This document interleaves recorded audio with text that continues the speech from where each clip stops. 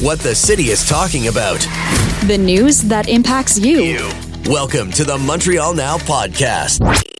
We've talked a lot about travel to the U.S., the fact that Canadians are saying they have no interest or less interest perhaps than ever in going to the U.S. So past couple of days, we're hearing from different groups. There's a group down in Burlington, Vermont that got together, came up to Montreal about a month or so ago, basically to let Montrealers know that, you know what, yes, please come back. We miss you. This is not about us and you. We understand about the administration. You're not happy. The threats of annexation from the president, etc. Not just Vermont. It's, of course, our neighboring states as well, like northern New York State. The state of Maine is getting hit as well. Don't know if you saw the story on CTV. Canada, crossings from Canada into the state of Maine down 27% from February to May.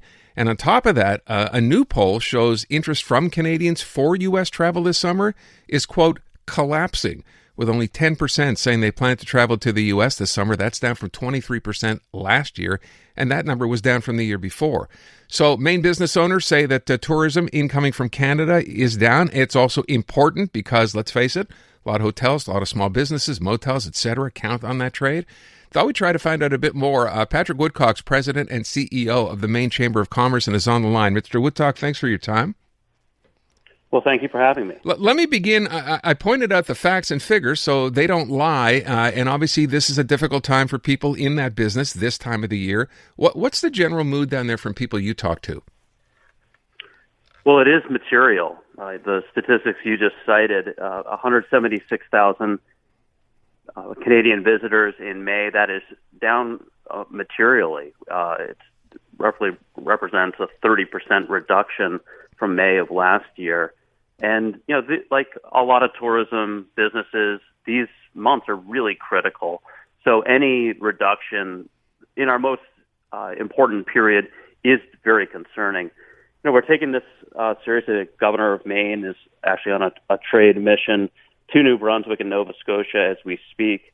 And I've reached out to my counterparts, the Chamber of Commerce of Quebec, New Brunswick. It is such an important relationship, and I do think it's a moment to learn how we can't take this for granted. When you hear from people who rely on this business, what are they telling you with respect to what they're hearing about why Canadians aren't coming down there? Is there sort of a standard, a consensus?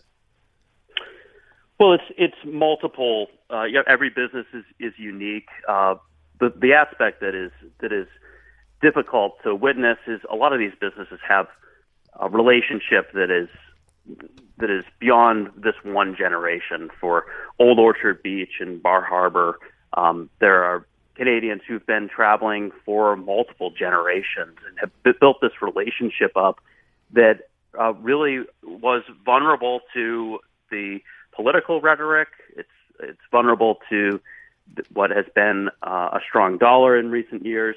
But really, there's this moment, I think, that a lot of Canadians want to make sure that this relationship is built on mutual respect. I think we have to listen on the American side. I've spoken to business leaders on the Canadian side, and they say for a lot of Canadians that it really is pretty raw right now. And I think we have to respect that and do everything we can to ensure that that Maine's relationship with Canada perseveres through this bilaterally challenged period. The presidency and annexation and that kind of talk aside, it's obviously expensive now to go down there as well, given the exchange rate, but that's something Canadians have sort of learned to accept depending on the year. Are there any programs in place from, businesses in Maine to try to attract Canadians, like kind of welcome back? What are they doing? Well, from the very simple, we put up new road signs welcoming Canadians. The governor just put up. We're doing digital marketing strategies in a way that we haven't in the past to try to make sure that people understand that when they're making this decision, it's not just a decision that is a boycott of the United States, but it's impairing a business that maybe you respected. And for a lot of Canadian tourism is a relatively small portion of our overall tourism economy. We're about 5% of our total visitors are from Canada. But in some of those communities, it really is it's not a uniform application where some of these communities have significant 30-40% coming from Canada. So the impact is really being acute in a few communities in the state of Maine. So in some respects, we have to expand the number of tourists, more efforts at expanding the number of international travelers from other regions. But moreover, I think it is a time to really do some outreach and travel to Canada and make sure that they understand that Maine, you mentioned Vermont and New York, we really have a relationship that's unique and beyond just the bilateral relationship between Canada and the United States. You mentioned earlier on about discussions with maritime premiers, et cetera. What are those discussions centered on, focused on, and what came from them? Anything substantive? There's always talk. The relationship is beyond tourism. Really, economic ties, energy challenges, energy opportunities. We hosted an event with the Prince Edward Island premier earlier this year. Really, there has been incredible collaboration, specifically on energy. The largest energy project is under construction that will tie Quebec and Maine together. Will be in service by the end of this year. Offshore wind opportunities with Nova Scotia. There really is a lot that we share economically. I would joke that actually Maine shares more in common with some of the maritime provinces than other states. We really have a shared opportunity and shared risks as a region. And ultimately, I really do think this is a relationship that needs to be repaired. Ultimately, we're stronger when and history will illustrate that. Really, it's the strength of this bilateral relationship that really was one of the strong stories of the 20th century and has to be in the 21st. I would just ask, I mentioned Vermont, as you said, and New York off the top, because, of course, they're border states here. And I wonder, in discussions with them, they're not necessarily next door to Maine, but they're facing the same sorts of situations here. Was there at any point the thought of sort of coming out with a sort of cohesive three-state plan, if you will, for how to attract more Canadians?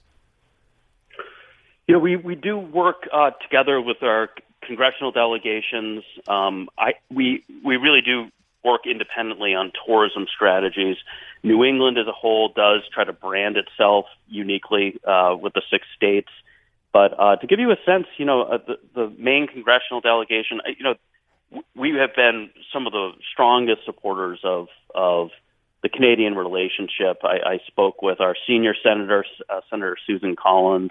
And, when this was first unraveling, we spoke, and she had spoken with the president's chief of staff, the incoming commerce secretary, and the vice president, all in the last 72 hours. It really is, I think it has had a little bit of a shockwave through our political leadership to really make sure that this relationship at that time didn't continue in free fall, but also that we not take it for granted. So I would expect you'll continue to see some Mainers and business leaders travel to Canada, and it just won't be for the beautiful skiing and visiting Montreal, but also to repair a relationship that we take seriously. All right. I will let it go. I will ask you one last thing before I go, perhaps unfair, but I mean, you're talking to an audience today for the most part listening in Montreal. What's your message to them about attracting them or having them come back to Maine? Well, I think the heat of Montreal is doing the service for me. Come enjoy the beautiful, cool waters of the Gulf of Maine. You really do have a relationship that's beyond the United States. Come visit Maine. Come visit your favorite business. They can need it, and we'll have your back when you need it as well. All right. Appreciate your time, and we shall see. I guess time will tell. Thank you so much, Mr. Woodcock. Appreciate it. No, appreciate the time. Take care. All right. You too. Patrick Woodcock, President, CEO of the Maine Chamber of Commerce. Yeah, they're hurting. Canadians simply not going, but I don't know. Maybe living through a couple of days like this, you're thinking maybe that's not such a bad idea. A little cooler down there than it is here. We shall see, as I said. Bringing you the breaking news and the people making it. Montreal Now with Aaron Rand. CJAD 800.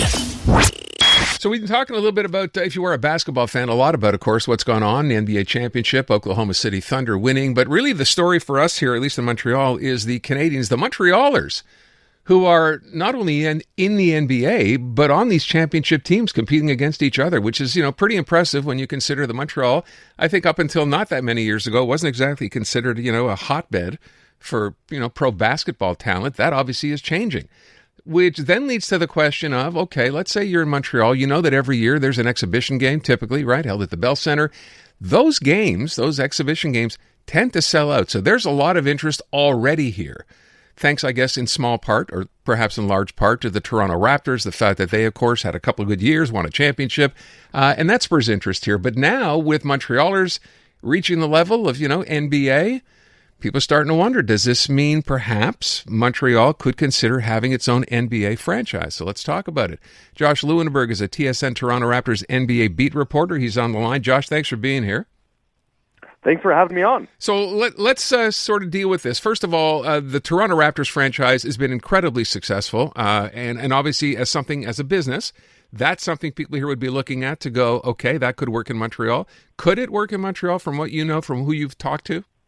Well, even from what I've seen, because I've been in Montreal for some of those preseason games that you mentioned, and the atmosphere is always incredible. The building sells out like almost immediately, I believe, every time the Raptors have played there, or there's been a preseason game there. It sells out in a couple minutes, and yeah, the atmosphere in the building is incredible, especially in the couple instances where Chris Boucher has been back with the Raptors and the ovation that he's gotten. Now, I do think, and I always say this not specific to Montreal, but in any market where there's a preseason game, they don't have a regular season team, they sell out right away. It's a great environment. I've been to games in Vancouver and Victoria as well, and those have always gone well.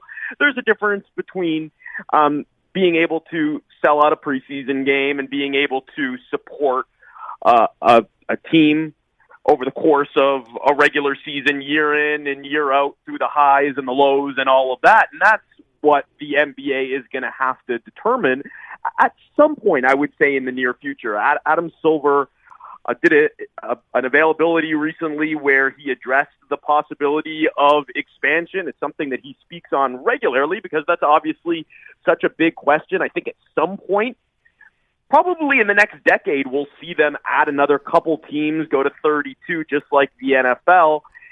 And he did mention Canada specifically as one of the markets that they can look to maybe get more out of. And I do think Vancouver, getting a team back in Vancouver, and Montreal are probably the two teams, the two cities that they would be looking at in terms of Canada. Now, obviously, you zoom out and there's getting a team back in Seattle and Las Vegas probably at the top of the list, as well as a few other places.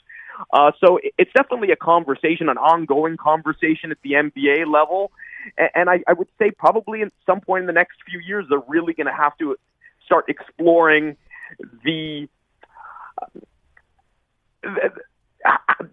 exploring how it would work in various markets. And I think Montreal is one of those markets that they've got to seriously look at. So, we talk about in this city, they're still lamenting. We still lament. I'm one of them. The loss of the Expos right back in 2004 and think, well, we should bring baseball back. We know that Major League Baseball wants to expand. The one obvious difference, of course, is here to bring a team, you need to build a stadium. And that's a huge chunk of money, right? Which maybe turns some investors off.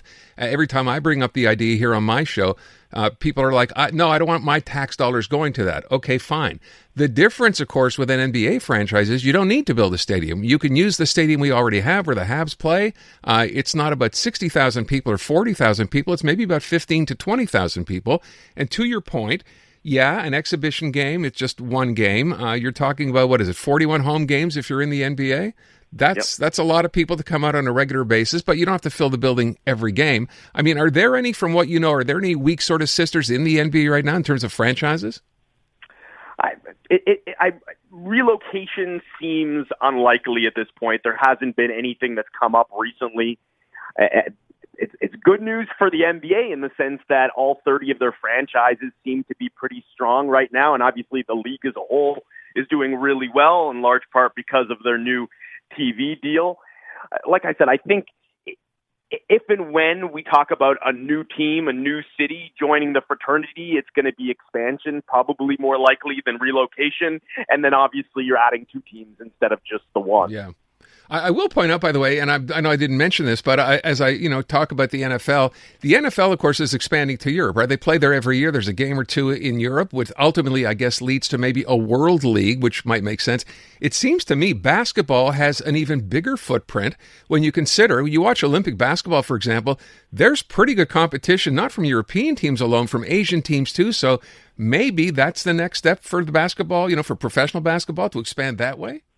Yeah, I mean, that's something that they've looked at as well and have talked about, and something that they've experimented with as well, because in addition to having this ongoing Canada series where they host annual preseason games throughout Canada, is they're also hosting games in Europe and in Asia. They've gone all over the globe, and it's something that makes a whole lot of sense, to your point, where the market, the fan base is huge, and the game is global now more than ever. I mean, it has been for a long time, and it's certainly been trending in this direction, but we see almost every summer an international competition, whether it's the Olympics last year or the World Cups. There is more competition than ever before. There is more pressure on the United States than ever before because of all these teams, all these countries that can challenge them. And then certainly when you look at the talent in the NBA right now, and this is a fitting conversation to have a couple days after Shai Gilgeous-Alexander becomes the fourth player in NBA history to win the scoring title, MVP, NBA championship, and the Finals MVP, obviously the first Canadian to do it.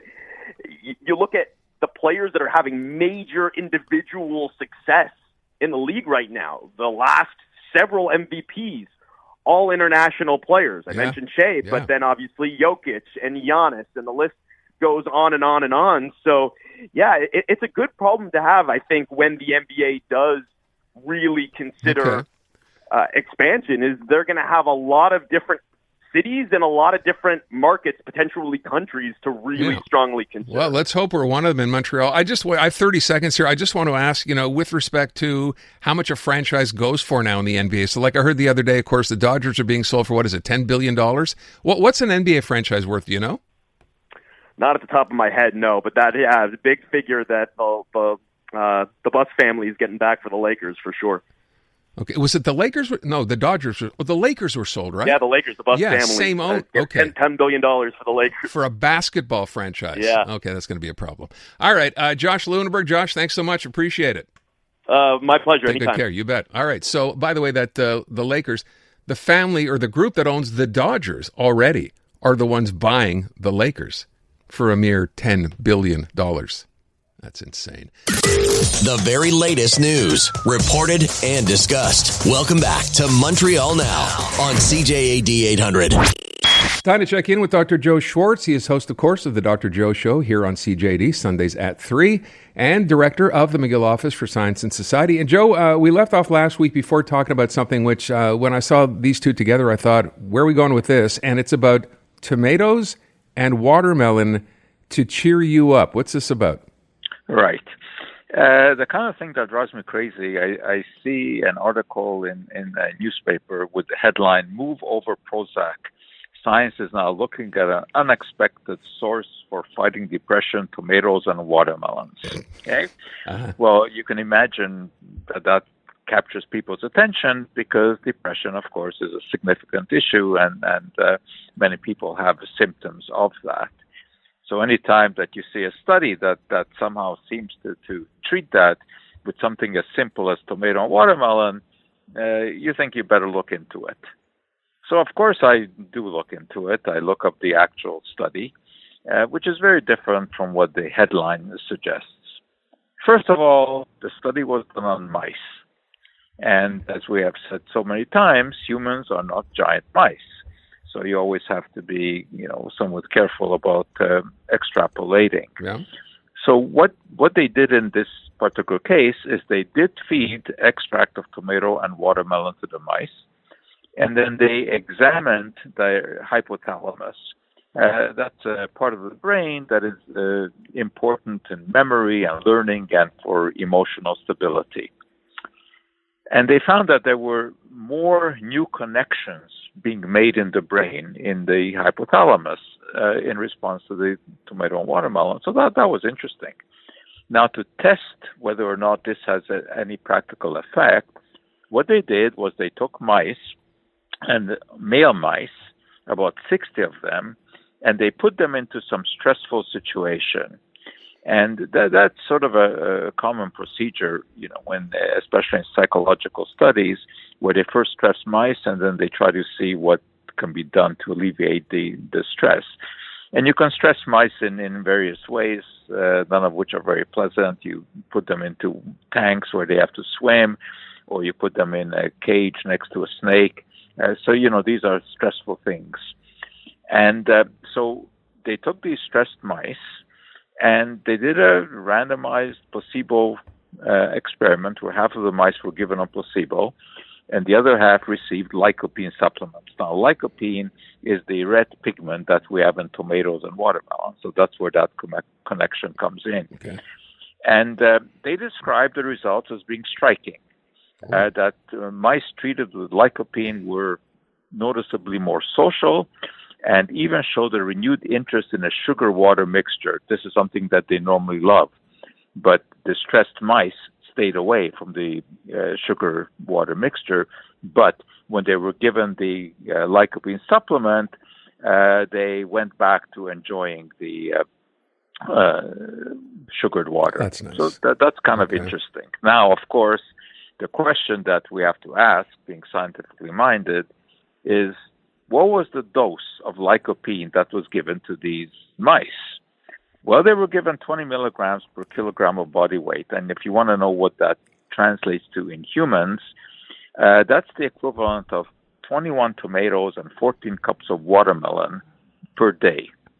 Now, I don't think that you can convince even a depressed person to consume 21 tomatoes and 14 cups of watermelon. You might be able to convince them to take a lycopene pill. But lycopene in a pure form, in the doses that were given to the mice, is toxic to humans. So, therefore, this really doesn't mean very much. Sure, if you enjoy eating tomatoes and watermelon, especially today, of course, people would like to eat a cold watermelon, by all means, go ahead. But these headlines that now there's a new antidepressant on the market and that Prozac should move over, this is totally unrealistic. But unfortunately, we see this in the lay press all the time, and of course on social media, when some study done in rodents is then totally twisted out of proportion and made to sound like a miracle. Again. So, no, Prozac does not need to move over when you're talking about an antidepressant. I just thought, when I saw watermelon, I'm like, who doesn't like eating watermelon? And the more you eat, it's the happier you get. But, of course, this has nothing to do with that. No. Okay. But even the people who love watermelon, I think, would find it a challenge to eat 14 cups of it. Yeah, but what a great challenge that would be, Joe, right? Yeah. To see just how much watermelon you can eat. There probably is a TikTok challenge like that out there. Or should be, yeah. I wouldn't be surprised. All right, so don't look to tomatoes and watermelon to cure depression. I want to ask you, and I just saw this yesterday, and I wonder if you'd seen it or heard, there's been so much talk about those weight loss drugs now, like Wegovy and Ozempic, and it seems every day another drug company is coming out with another delivery method, if you will. I think one now is once a month instead of once a week for an injection. Then we know someone else is working on a pill, which would be the first, so you don't even have to, inject yourself. Are we finding out anything harmful about this? We've heard about all the benefits. Have you heard anything about the potential harm in doing this? Of course. I mean, any kind of medication will have side effects, and anyone who watches American TV at night and sees all those advertisements for prescription drugs will see that there's a litany of side effects that are always listed. And yes, there are side effects with the GLP-1 drugs, mostly gastrointestinal. Mm-hmm. And people get, upset stomach. In some cases, it can be serious because it causes food to stay in the stomach too long. And that can have all kinds of consequences. Okay. It's called gastroparesis, when the food isn't being squeezed out from the stomach into the intestine. And that can be serious, but it's very, very rare. The benefits of these drugs certainly outweigh any of the risk. But you mentioned about oral. There actually is an oral version. It's Ribelsis is the oral version of the GLP-1 agonist. And it is already on the market, but it's only indicated for the treatment of diabetes. Right. So, yes, the companies are working on oral versions that would treat obesity. And the drugs do work. I mean, there's no question about that. They cut down on obesity. You know, there's a technique that many plastic surgeons use called cool sculpturing, where you actually cause people to lose weight using a technique that relies on freezing the abdomen. Right. And the demand for this has gone way down ever since these GLP-1 drugs were introduced. So there's no question that they work, but they really should be used only in the case of extreme obesity. Okay. These are not the drugs to be used for someone who wants to fit into that bikini and have to lose but of course, what we found out is that's exactly what so many people are using it for. But we'll leave that discussion for next week. And at the same time, Joe, I'll bring up the, according to a new study, I don't know where this came from, the new added benefits of using Viagra that have nothing to do with what you think. And that'll be next week. I think bring up is the appropriate term to use for that. Dr. Joe Schwarcz. Thank you, Joe. Thanks. Because you don't want to miss a thing. Montreal Now on CJAD 800. So, you know, the other day we mentioned, of course, inductees into the Hockey Hall of Fame. Some of the hockey players' names, of course, that you might recognize here in Montreal, like Zdeno Chara, like Alexander McGill. But there were other people inducted as well in the building or builders category, and one of them is our guest right now, Daniele Sauvageau, inducted as a builder to the Hockey Hall of Fame, the first woman ever inducted as such. So first of all, congratulations, Danielle. Thank you so much for your time this afternoon. Thank you very much. Thank you for your kind words. I'm curious, you obviously had an idea this was happening. What was your reaction to find out that you were going to be inducted? Actually, I did not know. We were the last few months, we were preparing for our third draft of the Professional Hockey League, and Tuesday, that was the day of the draft. So we had during, I had just finished actually what became to be our first draft pick. This, we met some players in person, and I had just met Nicole Goslin, and then I was preparing myself just to finish and have a one more meeting with our scout and coaching staff. And I received a call from, I look at my phone, and it was like something like SD conference or something, and I thought that possibly an agent and I answered, and this is when I find out the news. So it was like a real rush of emotion, because obviously I didn't expect that. They even said on the phone at one point, this is true, this is real, because for me it's like the month of June, May, you lose track of time, obviously, and so no, it was like, because I didn't expect it. As a builder, it's not like you become eligible at a certain age, or I don't know exactly what the criteria are, obviously, but very obviously proud. And the first people I thought about was obviously my parents, the people around me, and this is like for a recognition for myself, but everyone that guide me, mentor me, coach me, and obviously my families. So let me go back a little bit for some perspective for people listening, perhaps who might not recognize, the name. First of all, if you're a fan of the PWHL, you are the general manager of the Montreal team, the team which has done, I think, outside of winning an actual championship, has performed the best since the league began. But you got into this game a long time ago. I'm curious, where did your love for hockey come from initially? Well, on the 13th Avenue in De Montagne with my, I have a older sister and two brothers, and we grew up by the pool, the park, the soccer field, the outdoor rink, and this is where it all started. And at one point, my two younger brothers were old enough to play organized hockey, and we went to Saint Eustache, and the three of us really thought that we were going to be able to play hockey, but I was told at 13 years old that they could, but I was not able to, just because I was a girl, and it was literally the first time that I could play, But it was that I discovered that sometime when you're a girl, especially like years ago, but then I said, how can I help? And they said, well, bring the water bottle to the bench. And this move, I believe, brought me to the Olympics, coached to, many Olympics, first gold medal as a head coach and general manager in 2002, and got involved after that in, creating programs, CJAD program, les Carabines Université de Montréal, the first francophone hockey program, the Centre 2102, and then especially the French people on RDS and Radio-Canada at the time became like a NHL analyst. As I think back to what you said about, you got to the age of 13, that was it. You couldn't play with the boys anymore. Were you one of those girls who was always as good as pretty much all the boys?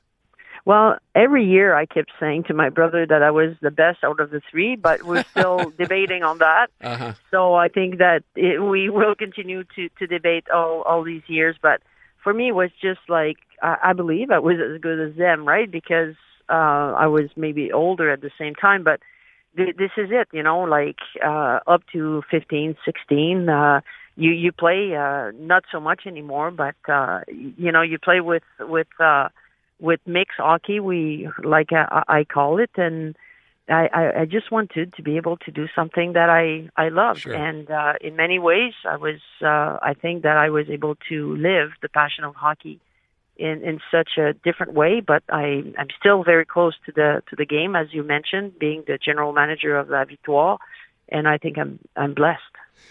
Could you ever have imagined as a young child that, you get to a point where we have a professional women's hockey league? When did that even become a dream for you? Well, the dream was, why not? And this is how I grew up, is, looking at things and say, why not? And trying to impact the game and growing the game and be part of creating structure, like I mentioned, a college program, a university program, a place where our Olympian was able to go and have a dressing room for them to train for many years.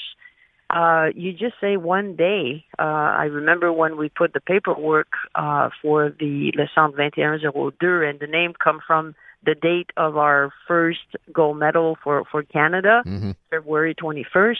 And I said the next step is a place where they could be professional. And our owner, because the family, Walter family, owns the 8 team now, we are blessed because they've been in sports all their life.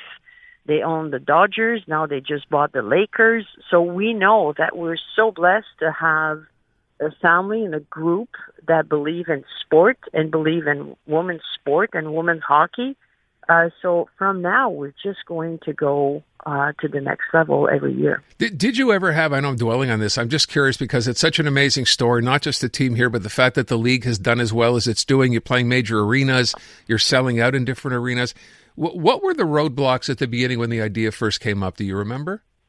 Well, the roadblock, I remember, the being told, we're going to make mistakes. We're building a plane as we fly, and we're going to learn from there, but we're here to stay. So literally the roadblock, if there was any, we were facing them, and we were going around them, and we're just going to keep going. This is for the last, 2 years. It's going to be 3 years now in not even 3 years, the third season next year. But before that was a question of having someone somewhere to believe that the sport being played by women was worth it. And that's basically what it is. And Billie Jean King came along and said, we believe in this. And that is basically why it came in, and it grows so fast. Because before that, there was different try, but the asset of having the leadership, having obviously the investment and the willingness to say that's gonna work, and we don't want to wait till it's perfect, but we're gonna start and we're gonna build from there. I mean, it's unbelievable to be part of such an amazing project. Where does it go from here, Danielle? I mean, it's done so amazingly well. Expansion obviously is the next step. How big does this get? How big could it be? I think that it's going to still growing. Now we are at 8 teams. Now we're not a regional league anymore because all the 6 teams were in the East, with New York, Boston, Minnesota, as well as Toronto, Ottawa, and us. Now we have Vancouver, Seattle, and I believe that, it's just going to grow. We need to look at the growth of women's hockey as well, like to make sure that we eventually the next step will be possibly to even create a feeder system. But I think that there's place to still grow with expansion. How long is that going to take? I don't know, but I think we're just going to. I cannot wait to talk to you in 10 years and say this is just unbelievable what happened in women's hockey. Like the growth and the speed of that growth within the last 3 years, it's faster than the last almost 30 years together. That's incredible. By the way, you shouldn't rule out, taking this across the ocean, right? Maybe to Europe or other locales as well, potentially. Why not? Why not? That's a good answer. Danielle, I think, first of all, again, congratulations on being elected to the Hockey Hall of Fame. It's an amazing achievement, and I wish you nothing but the best. Although I will ask, as a fan, next year after the Victoire win the regular season, could you not play Ottawa in the playoffs?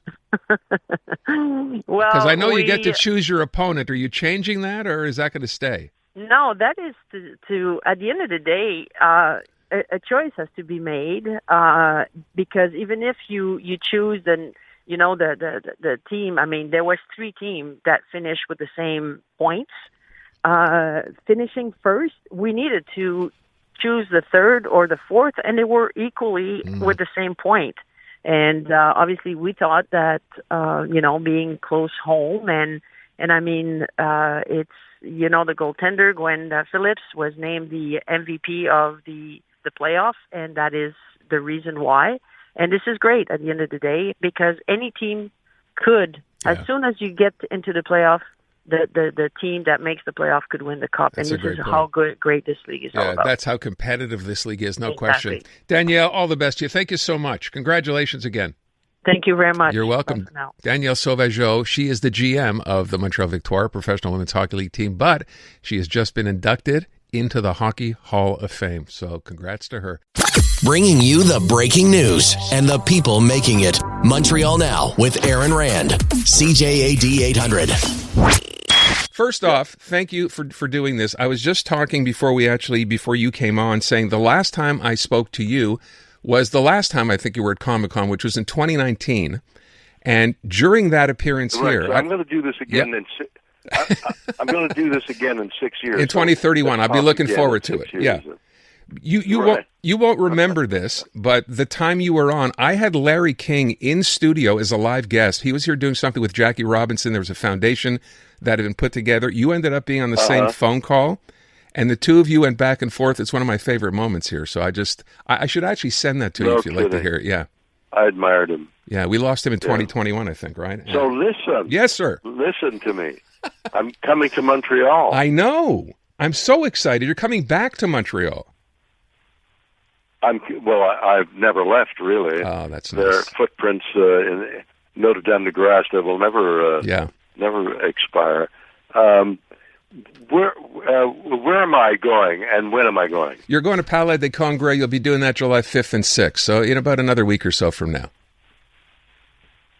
Okay, great. Right, so your audience knows. Happy to help. I'll be there at that time. Yes, that's true. Now, that aside, because there are a lot of people at Montreal's Comic-Con. No, that's it. That's not, okay, that's it. Can I ask a couple of questions that are not Comic-Con related? I hope so. Okay. Can I start with one? I started talking about the fact that I own Boston Legal on DVD. I think it was the best TV show that I can remember in the last, I don't know how many years. Wow. No, really. Denny Crane, one of the most... I don't mind you promoting that. One of the most... I don't mind you saying I'm doing it. Denny Crane, the character you played on that show, the most sublime... lovable in the strangest kind of way character that I can remember on a TV show. And I'm just wondering, when you look back on what you've done in your career, and you've done so much, Star Trek was in the 60s, and it was weird when I looked it up. It only ran for 3 or 4 years, yet here you are 30, 40 years later, right? And still doing all kinds of different work. When you did Boston... I know, it's so... It's remarkable. It's remarkable. It truly is. Okay, it's remarkable. Thank you. If you look back on what you've done, all the different things you've done, what did you have? What did you enjoy the most? Can you actually say one particular one over another? Going to McGill. Other than going to McGill. Work you've done professionally. Yes, McGill. Other than going to McGill. Professional work in the business, in Hollywood. Oh, in Hollywood. I don't think of things that way. No?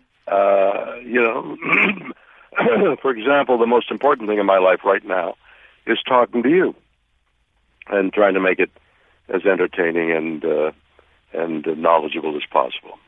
I don't think it, like 20 years ago I did. That's not the way my mind works. Mm-hmm.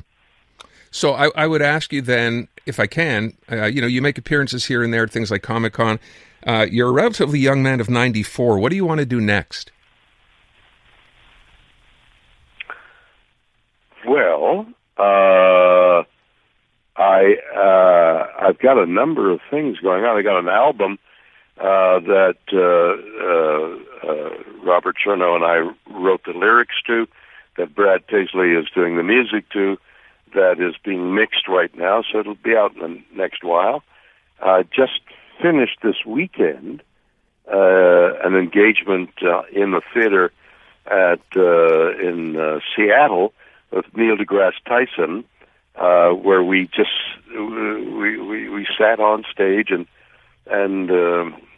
talked and had specific things to say about science and about life and about our relationship, Neil and my relationship, that was very popular. We got great notices and a big ovation, and we're thinking of doing it again, maybe even in Montreal.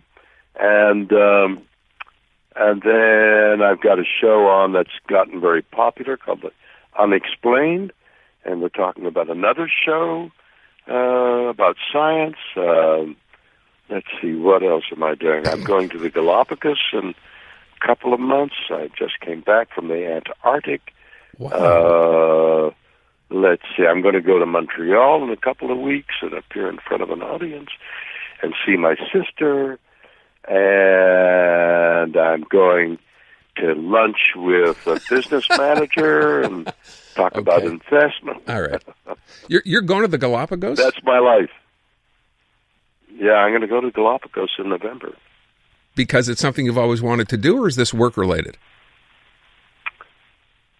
Well, I can't say I always wanted to do, but now that it's been suggested that I do, it's really what I want to do. Listen, I would ask you as well, you had a chance to go up in space, and I remember at the time when you came back, you said it had been profoundly moving. Can you explain that? I mean, and is that still something you carry with you? Well, absolutely. The problem is, tell you the whole story, it'd take longer than the interview, and then to demean it by saying it was wonderful or exciting gives you a one-word answer that doesn't approach.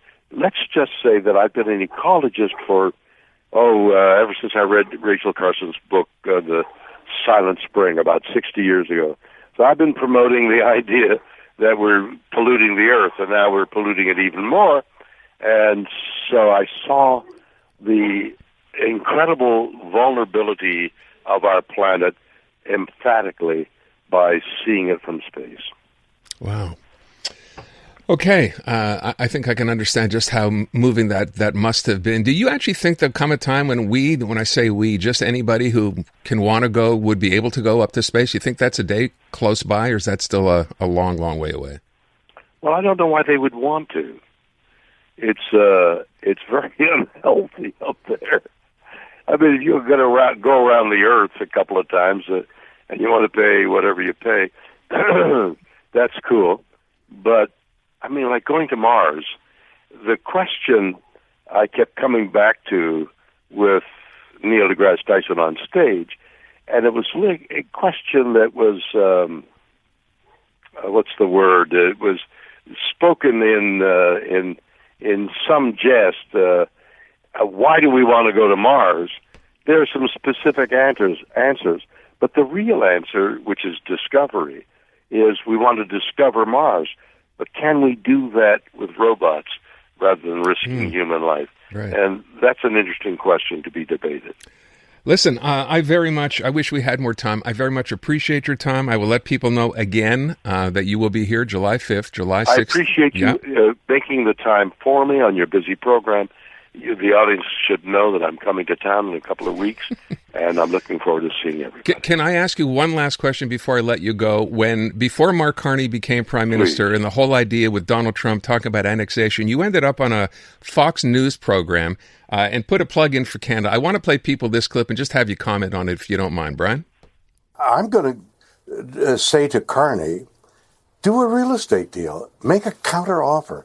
Let's offer to the United States to be the 11th province.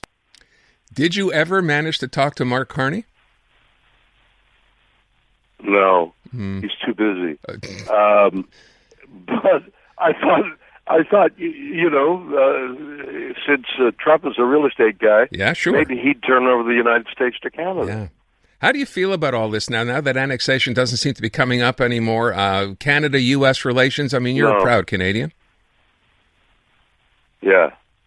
It's bizarre. It's about the only word to come up with. Yeah.